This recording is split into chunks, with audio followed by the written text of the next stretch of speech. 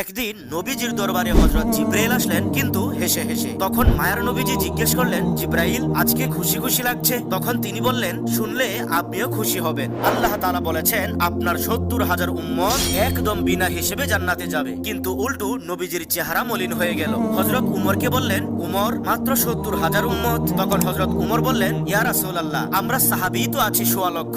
তখন নবীজি বললেন, জিব্রাইল, যাও আল্লাহ তাআলাকে গিয়ে বলো তিনি যেন ৭০,০০০ থেকে আরো বাড়িয়ে দেয়। তখন হযরত জিব্রাইল ফিরে গিয়ে আবার আসলেন। নবীজি সাল্লাল্লাহু আলাইহি ওয়াসাল্লাম বললেন, জিব্রাইল, কি ব্যাপার? তখন হযরত জিব্রাইল বললেন, ইয়া রাসূলুল্লাহ, আল্লাহ তাআলা বলেছেন ৭০,০০০ থেকে বাড়ানোও যাবে না, আবার আপনাকেও তিনি নারাজ করবেন না। মায়ের নবী বললেন, তা কিভাবে? হযরত জিব্রাইল বললেন, ইয়া রাসূলুল্লাহ, আল্লাহ তাআলা বলেছেন, বন্ধুকে জানিয়ে দাও ৭০,০০০ থেকে বাড়ানো যাবে না, তবে এই ৭০,০০০ উম্মত প্রত্যেকেই আরো ৭০,০০০ করে জান্নাতে নিয়ে যাবে। ফলে আমার হাবিবের ৪৯০ কোটি উম্মত